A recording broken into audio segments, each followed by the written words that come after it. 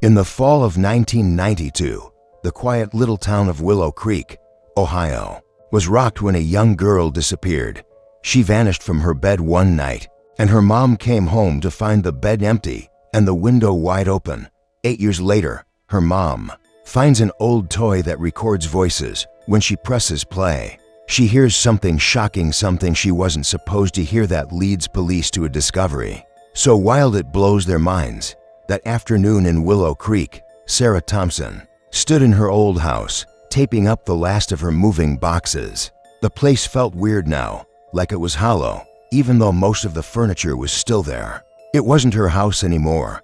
It belonged to her ex-husband, James, and that hit her hard, like a heavy coat she couldn't shake off. James was next to her, sealing another box with tape. He moved slow and careful, like he always did. They worked quietly together, like they'd done for 15 years of marriage. Even after the divorce, they still had that easy rhythm. "This one's done," Sarah said, sliding a box his way. It had her nurse outfits, medical books, and the stethoscope she got when she graduated. James picked up the box like it was nothing, his arms still strong from years of fixing houses at 45. "I'll take this to the car," he said. Heading out the front door, Sarah taped another box, trying not to think about how this house was now just a pile of old memories. They'd tried to save their marriage after Lily went missing, but sadness hits everyone differently. James hid in his shed and went to therapy. Sarah took extra shifts at the hospital, working till she was too tired to think about the questions that kept her up at night. Their fights started small: whose turn it was to get food, why the power bill was so high, but deep down, they both knew it was about blame, guilt, and not knowing where Lily was. 6 months ago, they finally admitted they couldn't stay together. It wouldn't bring Lily back. James came back, wiping sweat off his face. It was a warm June day, and loading boxes into Sarah's old Ford was tough work. "That's most of them," he said. "Just a few left. I want to see her room," Sarah said softly. "One last time." James's face got gentle. "Sure, I'll finish up here." He grabbed another box, giving her space to say goodbye. Sarah walked up the stairs, her hands sliding along the wooden railing James had built when they moved in.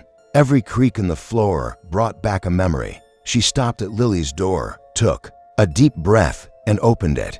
The room was frozen in time from that night in 1992. Pink walls with painted flowers, a white dresser with stickers, a small bed with a Care Bears blanket. Only the window was different, now with new locks and bars. That came too late. Sarah could still picture that October night clearly. She'd worked a double shift at the hospital, getting home at 3 a.m., exhausted. James was asleep. She checked on Lily like always and found the bed empty, the window open, cool fall air blowing in. The police searched hard at first: dogs, helicopters, tons of people looking in the woods behind their neighborhood. They found nothing. No fingerprints, no footprints, no signs of a fight. Just a 5-year-old girl gone in the night. The case went cold, even with all the news coverage. The FBI helped for a bit, but with no clues about kidnapping across state lines. They left. Local cops kept the case open, but had nothing to go on. Sarah walked to the closet where Lily's picture sat in a silver frame. Her daughter smiled back, missing a front tooth, wearing her favorite polka dot shirt and jeans. Sarah kissed her fingers and touched the glass. "Goodbye, sweet girl," she whispered. Wiping her eyes, she left the room and went downstairs. James was by her car, the last boxes loaded. They stood in the driveway, to people who once promised forever, now ready for separate lives. "You'll be okay?" James asked. "I'll get by," Sarah said. "We both will." She got in her car and rolled down the window. James leaned in, looking worried. "You sure you want to take all this stuff? Your new place isn't that big." "If I need more room, I'll get a storage unit," Sarah said. "It's fine." She paused, her voice softer. "Take care, James. We'll see each other around." "Yeah," he said, stepping back. "Drive safe." The 15-minute drive to her new apartment felt like stepping into a new world. The building was a simple place near the hospital, perfect for her night shifts. She'd rented a 2-bedroom on the second floor, one for her, one for storage. Moving the boxes took hours. The building's cart helped, but she still made tons of trips. Her new neighbors watched but didn't offer to help. That was okay. She wasn't ready to make friends. By evening, boxes were stacked all over her living room. Sarah flopped onto her used couch, wiped out.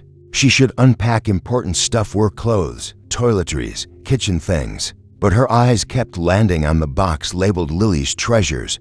She couldn't help herself. She pulled it over and opened it carefully. James had packed it while she handled paperwork. She'd told him to put in things Lily loved most. On top was a blue bunny stuffed animal, next to Lily's favorite teddy bear and a bunch of dolls. Under them were folded dresses and pajamas, still smelling faintly of baby shampoo and cookies. At the bottom were worn-out books with bent pages. Goodnight, Moon, The Giving Tree, Winnie the Pooh. Then Sarah saw it, a red and white tape recorder. Not the fancy one Lily wanted for her 5th birthday, but a cheap one from the toy store. They'd been saving for a new fridge that year, so it seemed like a fair trade. Sarah picked it up, surprised it was so heavy. The batteries were probably dead. She checked and saw they'd leaked a bit, leaving crusty stuff. She cleaned it with a tissue and put in new batteries from her drawer. She hit play, and the button clicked. Static buzzed, then a tiny voice came through.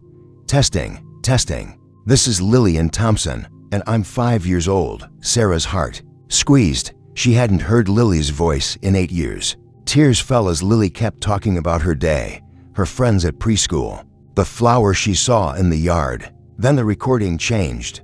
There was rustling, and James's voice, far away but clear. Lily, come to the fairy room when you're done. Remember what I promised. When we're done, we'll go to the toy store for that new Care Bear. Sarah frowned. Fairy room. She rewound and listened again. James's voice sounded different, almost as sweet. Lily wasn't into fairies. She loved animals, dragons, bunnies, kittens. Maybe James was trying to get her to like something new. Parents did that sometimes, nudging kids toward different toys. The promise of a Care Bear made sense as a reward for being good. Sarah dug through the box, but found no Care Bear toys. Maybe they were in another box, or James kept them. Some things were too hard to pack. She played the tape again, listening closely. Fairy room, a weird phrase. They'd never called Lily's bedroom that. Was it a game they played? A nickname? She forgot.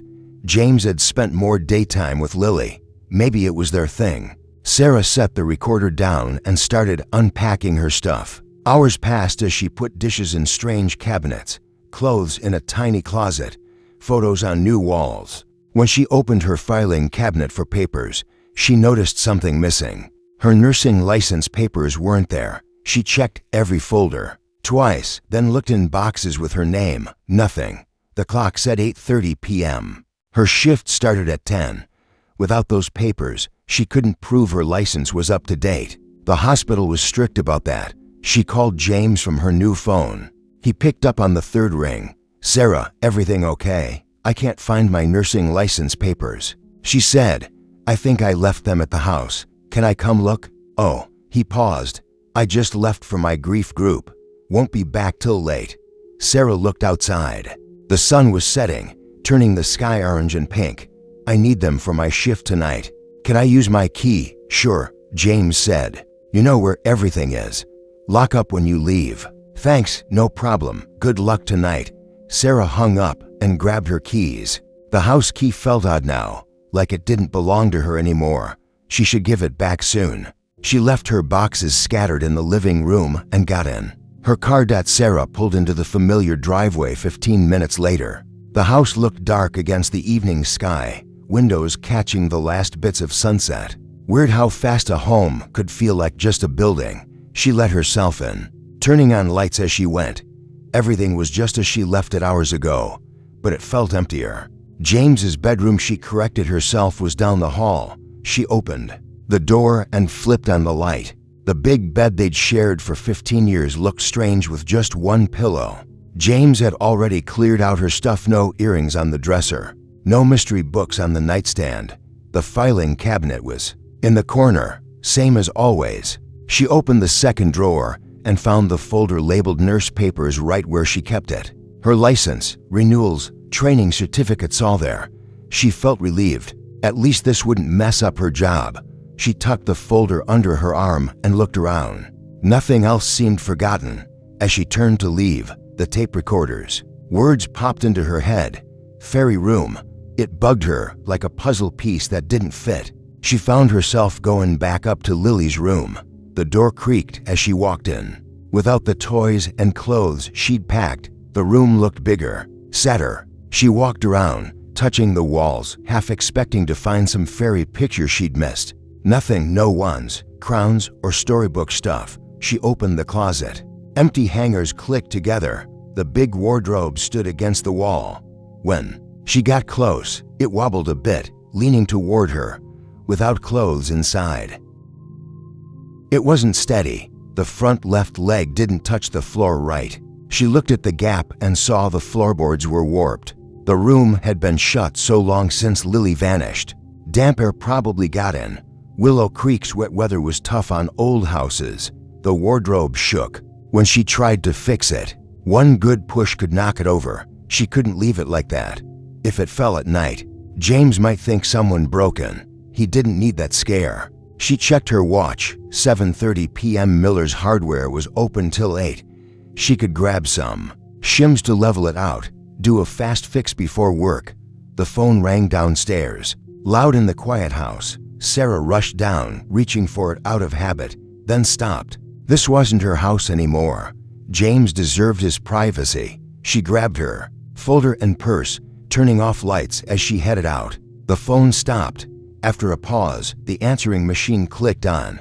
James's voice said, "You've reached the Thompsons. Leave a message." A woman's voice came on, kind but worried. "James, this is Mrs. Carter from Group. Please call me back soon. We need to talk about your attendance. You've missed 3 sessions, that's 3 weeks. James, we're worried. Call me." Sarah froze. 3 weeks. But James just said he was at therapy. Every Tuesday for 5 years, he went to his grief group. It was one of the few things they could count on after Lily. Mrs. Carter had been their lifeline, a therapist who ran a group for parents of missing kids. Sarah went for 2 years before it got too hard. Why would James lie about going? Where was he every Tuesday? She wanted to call Mrs. Carter, but that felt like crossing a line.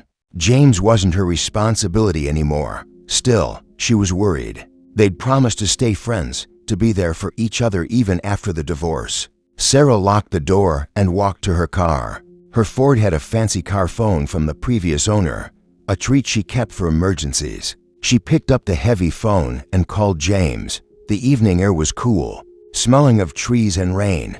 Streetlights blinked on in the quiet neighborhood. This place was their dream when they bought the house 10 years ago. Safe, family-friendly, good schools. Now it was just where Lily wasn't.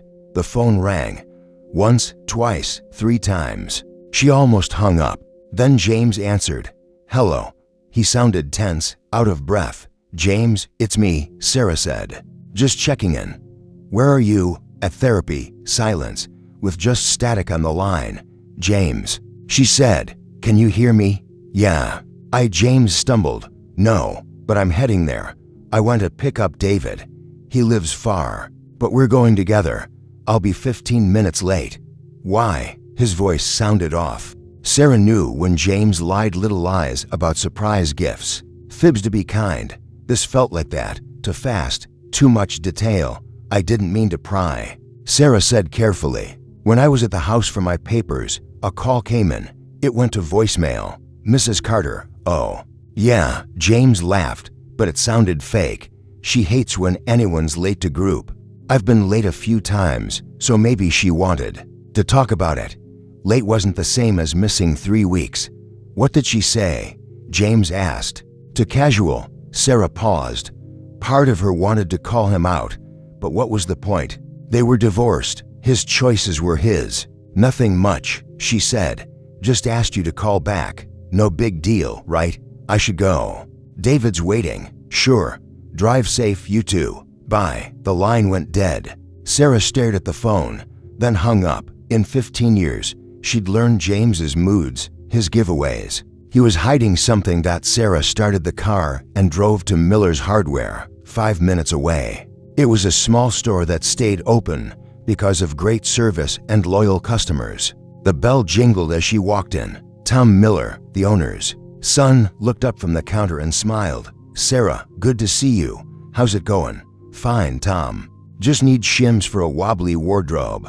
All three halfway down." He rang up another customer, then called out, "Hey, how's James's project going? Need help?" "I'm free this weekend." Sarah stopped, confused. "Project?" "Yeah, the craft room he's building. He was here last weekend, bought a ton of stuff. You must be wrong," Sarah said slowly. "We're not doing any projects." Tom frowned, scratching his head. "I'm sure it was James. He got plywood, paint, tools. Said he was finally making that craft room he always wanted." A craft room James used to talk about wanting 1 year ago, when he loved making things. But after Lily vanished, he stopped. "Well," Sarah said, faking a smile, "I'll ask him."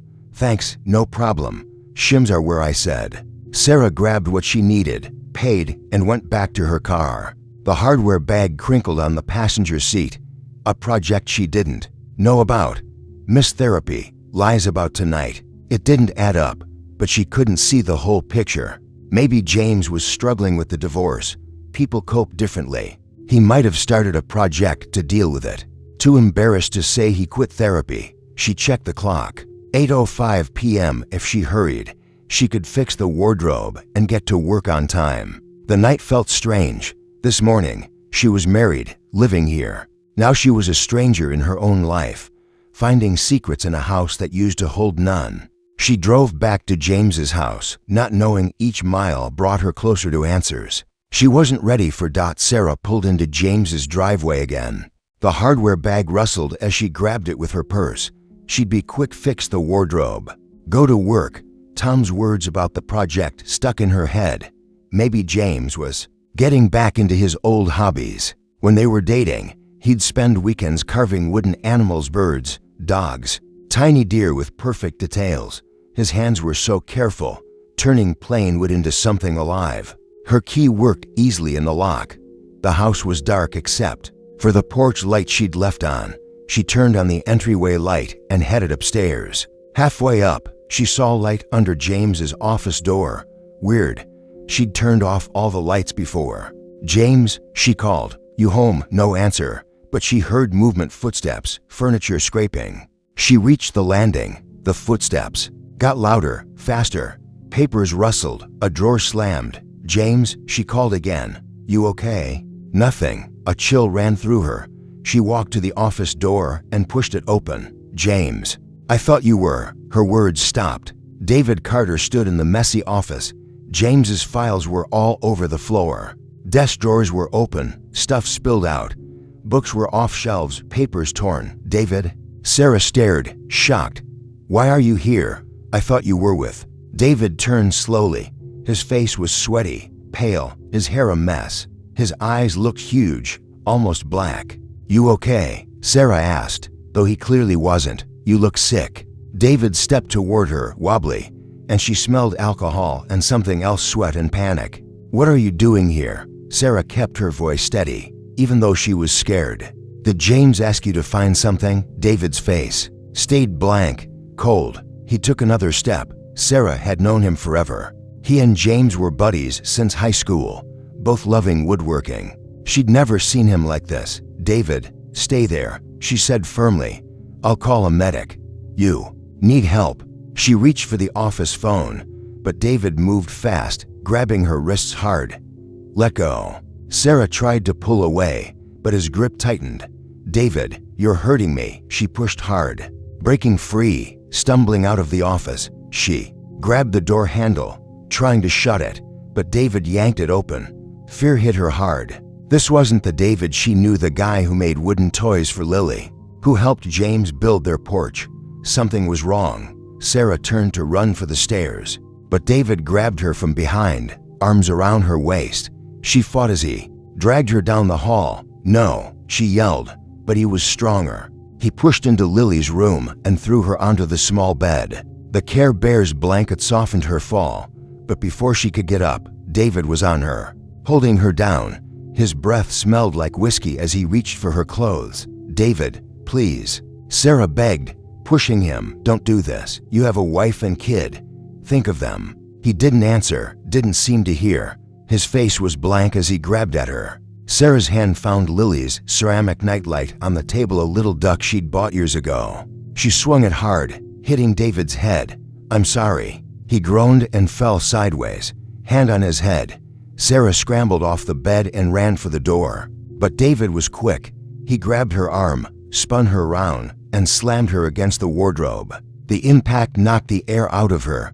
She fell to her knees as the wardrobe tipped, its shaky base giving way. It crashed downward, breaking. The floor beneath cracked, showing a hidden hole. As dust cleared, Sarah saw cardboard boxes inside, full of VHS tapes and VCDs. David's face changed, lighting up with a creepy smile. "This is what I needed." He dropped to his knees, grabbing tapes, stuffing them in his arms. Sarah, still dizzy, watched, confused. What were these? Why? Were they hidden? "Stop," she lunged, knocking some tapes from his hands. They scattered across the floor. David cursed, grabbed what he could, and pushed past her, running out. His footsteps pounded down the stairs. "I'm calling the cops," Sarah yelled, her voice shaky but strong. She heard the front door slam. Through the window, she saw David stumble down the driveway, clutching the tapes, not looking back. Whatever was on those tapes was worth the risk to him. Sarah leaned against the wall, heart racing. Her wrists hurt where David grabbed her. Her back ached, but mostly she felt confused and scared. What just happened? Why did David break in? What was on those tapes? She looked at the broken floor, the boxes of tapes still in the hole. David only took a few. The rest were there, waiting to spill their secrets. Her hands shook as she picked up a tape. The label said, "Fairy Room Volume 47. The same words from Lily's recorder, but now they felt dark, heavy. Sarah stood, knowing she had to call the police now. Her hand trembled as she dialed 911. The phone felt so heavy. When the dispatcher answered, her words rushed out. "I need police at 4728 Maple Street. A man attacked me. He broke in and took stuff. His name's David Carter." The dispatcher asked calm questions. Sarah answered, staring at the hole in Lily's room. "Police are coming," the dispatcher said. "Stay on the line." While waiting, Sarah couldn't help looking at the tapes David dropped. She picked them up, reading the labels. Fairy Room Volume 23, Fairy Room Volume 89, Fairy Room Volume 156. Her stomach twisted. How many were there? She looked in the hole and saw rows of boxes, hundreds of tapes and discs, all labeled the same. Sirens got louder outside. Through the window, she saw the police cars pull up, lights flashing red and blue. "Ma'am?" An officer stood in the doorway, hand on his gun. "Are you Sarah Thompson?" "Yes." She stood, legs wobbly. "The man who attacked me left 10 minutes ago. He was drunk or on drugs. He took some of these." She pointed to the tapes. More. Officers came in, checking the house. A detective in plain clothes introduced himself as Detective Harris. He was older, mid-50s, with kind but tired eyes. Sarah told him everything, finding David in the office, the attack, the wardrobe falling, the hidden tapes. Harris listened, taking notes. "You said his name's David Carter?" he asked. "Yes, my ex-husband's best friend. They've known each other since high school." She paused. "I should call James. He needs to know." Harris nodded. "Good idea. We'll want to talk to him too." Sarah called James, the detective. Nearby, the phone rang a few times before James answered. "Sarah." He sounded annoyed. "Why do you keep calling?" "James, where are you?" "I told you, with David at therapy." "What's this about?" Sarah's heart sank. Another lie. "James, David was just here at your house. He attacked me. The police are here now." "Silence. They want to talk to you," she said, handing the phone to Harris. "Mr. Thompson." "Detective Harris, come to your house now. There's been an incident." The line went dead. Harris frowned, handing the phone back. He hung up. "He said he was at therapy with Mrs. Carter," Sarah said. "But that's not true if David was here." Harris turned to an officer. "Get the therapy center's address and Mrs. Carter's contact info. Send a unit to check." As officers made calls, Harris looked at the tapes, his face getting serious. These all say ferry room. What's that mean? I don't know, Sarah said. I heard it on Lily's old recording today. She went missing 8 years ago. Harris's eyes sharpened. Your daughter's missing? Her name? Lily. She was 5 when she vanished from her bed. Sarah's voice broke. The police never found anything. Harris glanced at his officers. Ma'am, we should look at these tapes. They went to the living room. Sarah's hands shook as she turned on the TV and put a disc in James's player. The screen lit up. At first, it seemed sweet James and 5-year-old Lily in the living room, playing with blocks. Lily's laugh was the same bright sound from the recorder. That's from before she disappeared. Sarah whispered, maybe a few months. On screen, James smiled at the camera. Lily, wanna play a game? Go to the ferry room and surprise me. Okay, Daddy. Lily ran off, her footsteps going downstairs. James looked at the camera and counted slowly. 1, 2, 3. She's going to the basement, Sarah said, confused. We never called it the ferry room. James reached 10 and stood. The camera followed him to the basement door and down the stairs. The video cut. When it started again, they were in a strange room, pink walls, stuffed animals, a small bed with fairy sheets. Sarah had never seen it. Lily sat on the bed in a tiny bikini, way too grown up for a 5-year-old. She looked uneasy. Now pose for Daddy, James's voice said from behind the camera. What happened next made Sarah's blood freeze. James walked into the frame and sat by Lily, touching her in ways no dad should. Lily looked confused. Scared. Stop, Sarah cried. Turn it off. Harris paused the video. Sarah fell onto the couch, sobbing. Her world broke in seconds. The man she loved, trusted, built a life with, he was a monster. I never knew, she gasped. I never saw that room. Oh God, my baby. Harris sat by her, his voice soft but urgent. Mrs. Thompson, could Lily still be in this house? In the basement? Sarah looked up. She hadn't thought of that. The basement's always locked. James has the only key. He said it was for safety, to keep his tools safe. An officer came over. Detective, I talked to Mrs. Carter. James hasn't been to therapy in 3 weeks. He's not there tonight. Harris stood. That's enough. We're going in that basement. To his officers, he said, get the breaching tools. We're breaking that door. Yes, Sarah said, wiping her tears. Do it. If there's any chance she couldn't finish 8 years. Could Lily have been in the basement all that time? Officers brought heavy tools, a battering ram, crowbars. They went to the basement door, a thick wooden one that always seemed too strong for inside a house. Stand back, Mum, Harris said. Sarah stepped back, heart pounding. After years of not knowing, of grieving, of accepting, Lily was gone. Could the answer have been under her feet? The basement door broke open with a loud crash, showing wooden stairs going into the dark. An officer found the light switch and turned it on. Lights buzzed, showing a tidy space.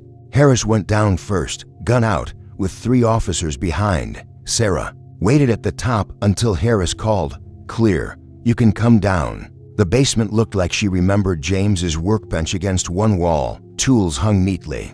Shelves had boxes of nails, screws, and stuff, all labeled. A washer and dryer sat in a corner. Everything was perfect. My husband's super organized, Sarah said, her voice echoing. He works down here sometimes, making things. It's not empty. Harris nodded but looked doubtful. Check everything. There's gotta be a hidden door somewhere. Officers spread out, tapping walls, listening for hollow spots. They looked for new paint, different materials, odd marks on the concrete floor.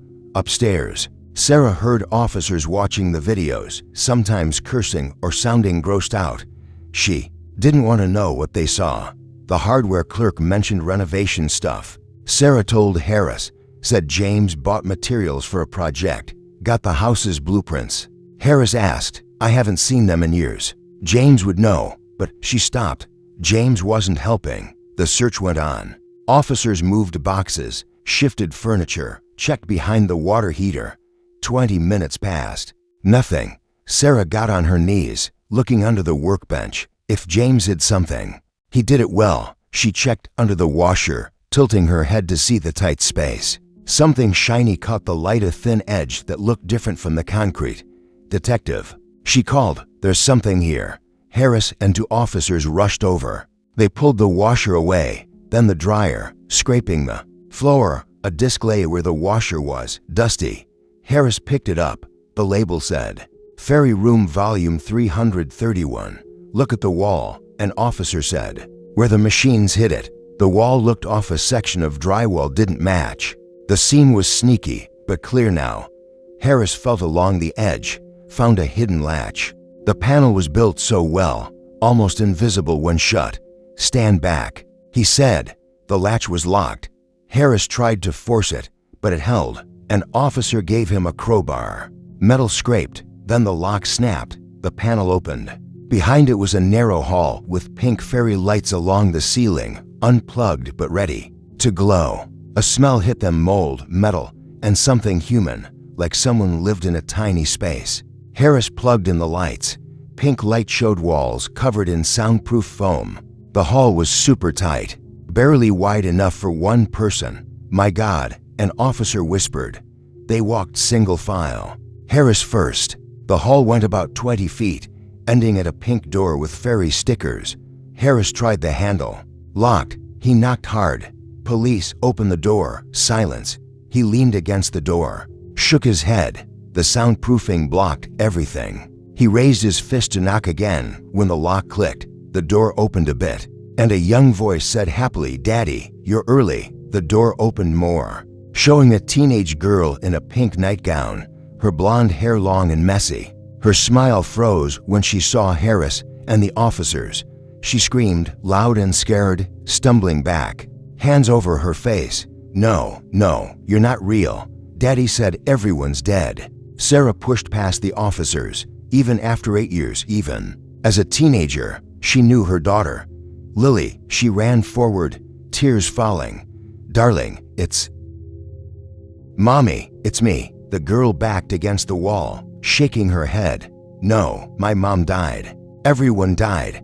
Dad said the world ended, and it's just us." Sarah knelt, arms out. "No, sweetheart, that's not true. I've been looking for you all this time. I didn't know you were here." "Daddy," Lily screamed. "Daddy, help. Where are you? Please," Sarah begged. "Look at me. Really look."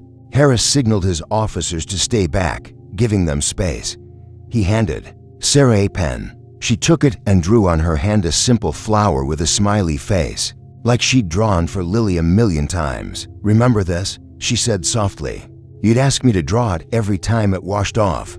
You called it your happy flower." Lily stared at the drawing. Her breathing slowed. She started to recognize it, like light breaking through clouds. "Mommy." Her voice was small, unsure. "But Daddy said..." "I know, darling. But he lied. I'm here. I'm real." Sarah opened her arms. This time, Lily ran into them. They held each other, both crying. Sarah felt her daughter's warmth, her realness, alive. After all these years, alive. Harris and his team stepped into the room carefully. It was small, maybe 10 by 12 feet. Pink walls, fairy decorations, a single mattress with Disney sheets. Toys were scattered, some for a teenager, some from when she was little. A small TV sat in a corner with a VCR and disc player. A tripod was nearby, empty. There was professional lighting, coloring books, crayons, a small drawer in the wall, probably for food. In the closet, officers found awful things: grown-up toys, kid-sized lingerie, video equipment, tools with a sick purpose. "We need medical," Harris said quietly into his radio, "and confirm all units are looking for James Thompson and David Carter. Thompson's the main suspect for child abduction and abuse." Paramedics came fast. They approached Lily gently, saying they needed to check her health. She held Sarah's hand, but let them look. Outside in the ambulance, away from the pink room, Lily sat between Sarah and a woman paramedic. She seemed dazed, like the world was too big now. "I thought everyone was dead," she kept saying. "Dad said there was a war, bombs. We were the only ones left." She looked at Sarah with eyes too old for 13. "He said I had to have a baby to save people, but I never did. I felt so bad, like I failed. Sarah's stomach churned. She kept her voice calm. Sweetheart, have you gotten your period yet? Yes, 2 years ago. Dad was so happy. He said, now we can start our new world. The paramedic wrote notes, her face blank. Lily, any pain, itching, or discomfort anywhere? No, Lily said, confused. Why's everyone so scared? Dad lied. I know, but he loved me. He said what we did was beautiful, that I was meant for him. Sarah held back a sob. 8 years of lies, manipulation, abuse called love. Lily didn't know how wrong it was. Sarah took her hands. Sweetheart, what your dad did wasn't right. Adults shouldn't do those things with kids. That kind of closeness is for grown-ups who choose each other, like husbands and wives. But I love Daddy, Lily said, confused. I know you do, but there's different kinds of love. A parent's love should keep you safe. What he did wasn't love, baby. It was wrong.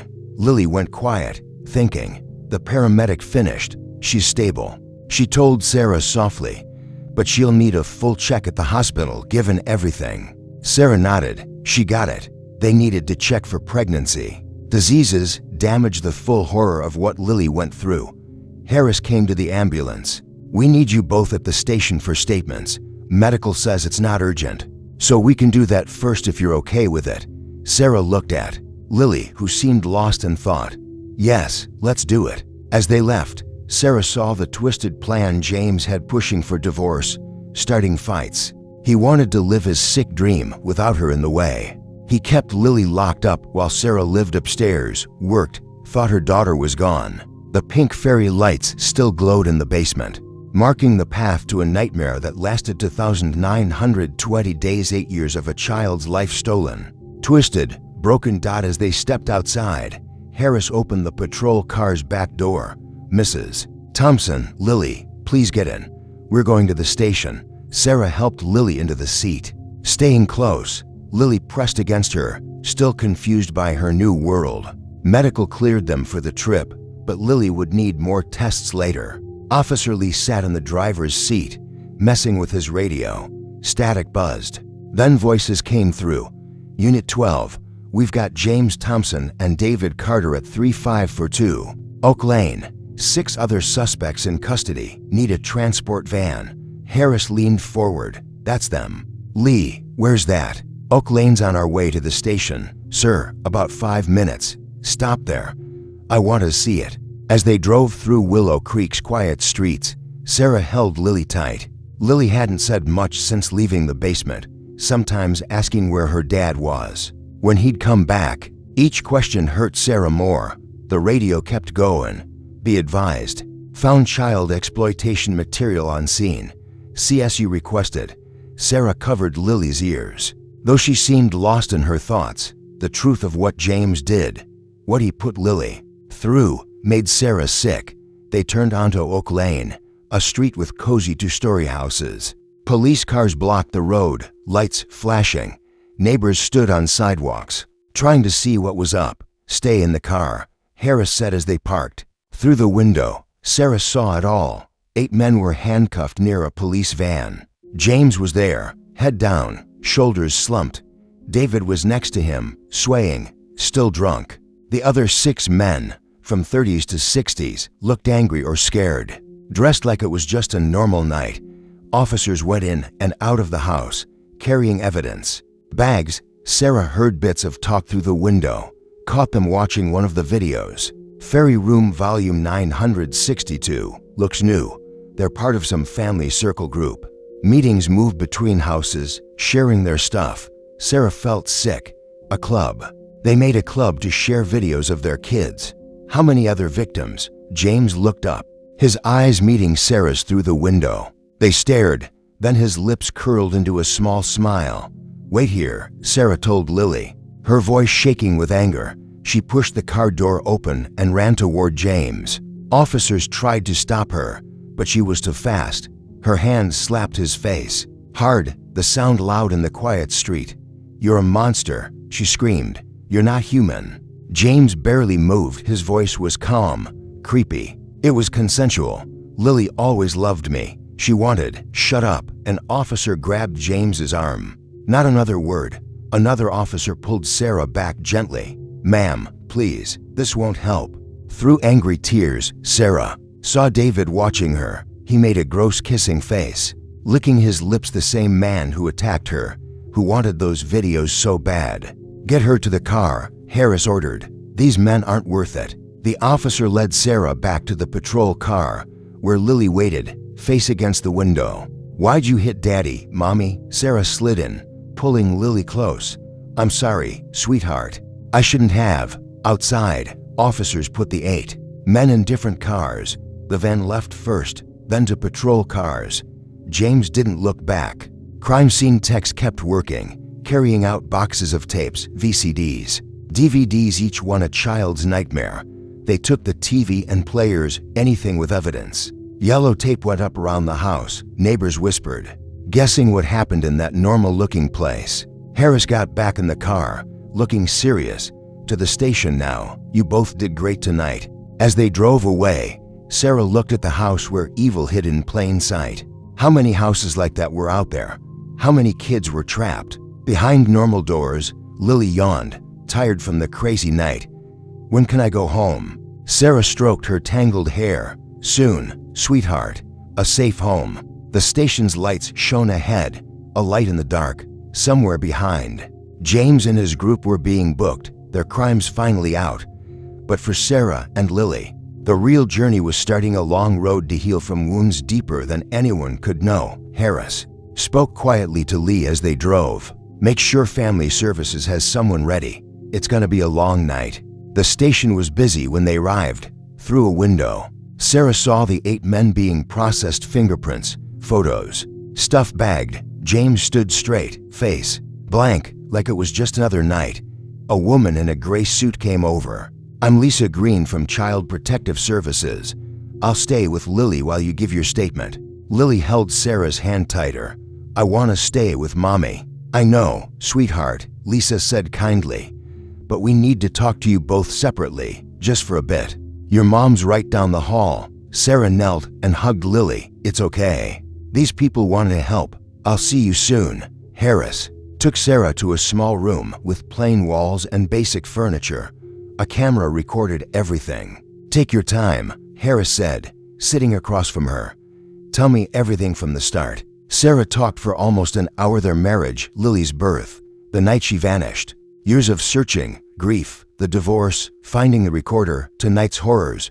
Harris took notes, asking small questions but mostly listening. When she was done, Sarah felt empty. "What happens now? What did James do to our daughter?" Harris looked kind but serious. "I need to warn you. What you'll hear is hard, but you deserve to know." He stood. "Follow me." They went to a room with a big window looking into an interrogation room. James sat at a metal table, handcuffed, with 2 detectives across from him.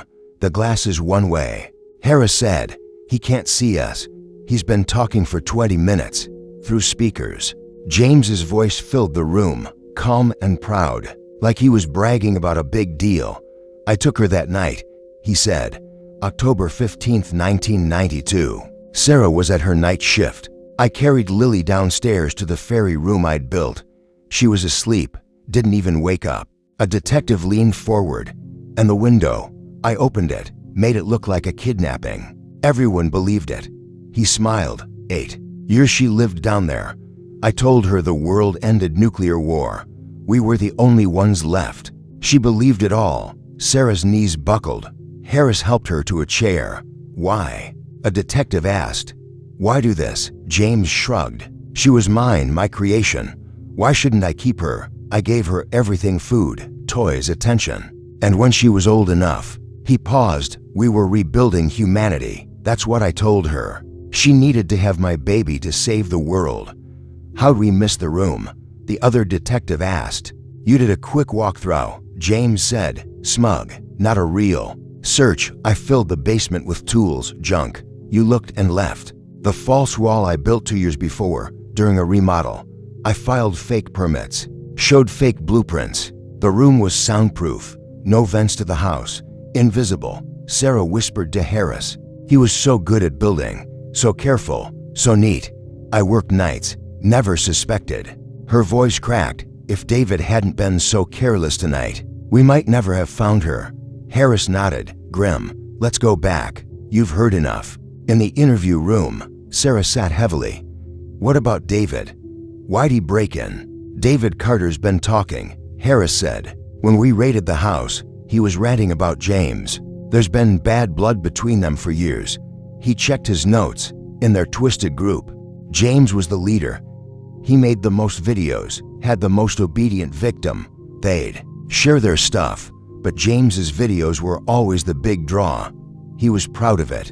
Sarah felt sick. Her daughter, a show for monsters. David got obsessed, Harris went on. He wanted Lily but couldn't find her. So he tried to steal the videos. He broke in tonight, didn't expect you there. He attacked me. Sarah said quietly. Tried to, we know. He admitted it. Said you reminded him of Lily.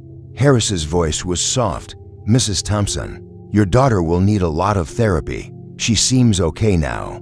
But 8 years of lies and abuse, there's deep damage. I know, Sarah said. But she's alive. We have a chance. Harris stood. Let's get you back to her. They found Lily in the hall with Lisa Green. Mommy, Lily ran to Sarah. They hugged, both crying. Sarah felt her daughter's realness, still shocked she was here. An officer will take you to the hospital soon, Lisa said. For the exams we talked about, they went to a quiet waiting room. Lily curled up against Sarah on a worn couch. They didn't talk for a while. The weight of everything heavy. Then Lily started crying. Deep sobs. The officer told me stuff, and I think they're right. Dad lied to me, she gasped. About everything. The world didn't end. You weren't dead all those years. She looked at Sarah, heartbroken. Why'd he do that to me? Sarah held her tighter. I don't know, baby. Sometimes people we trust do awful things. It wasn't your fault, none of it. But I loved him, Lily whispered. Even when I thought I was saving the world. I feel so dumb. You're not dumb. You were a kid who trusted someone who should have kept you safe. Sarah stroked her hair. We'll get through this together. It'll be hard, but we're strong. They sat as the station got quieter. Somewhere, James and his group were being locked up, hopefully forever. But Sarah and Lily looked forward. We'll need a new home. Sarah said softly, somewhere new. You'll go to school, make friends, have a real life. Lily nodded against her shoulder. Will people hate me? Will it hurt to move on? No, Sarah said gently. Time helps. Talking helps. Love helps. The pain will fade. And you'll make new memories to ease the old ones. Not everyone needs to know what happened. You choose who you trust with your story. An officer came to the door. Mum, the escort to the hospital's ready. They stood, hands together. As they walked through the station, Sarah thought about the road ahead, doctor visits, therapy, court, learning to trust, teaching Lily about the world she'd missed. But they'd face it together, real love safe. Caring love would guide them. The darkness James made couldn't kill that. That was the truth. Evil can hide in familiar faces, in normal houses, pretending to be love. But true love keeps going. It searches through 8 years of darkness, breaks down hidden walls, and never gives up hope. At the station doors, Lily squeezed Sarah's hand. I'm scared, Mom. Me too, Sarah said. But we're together now, and together we can do anything. They stepped into the night, toward the waiting car, toward healing, toward a future they'd build one day at a time.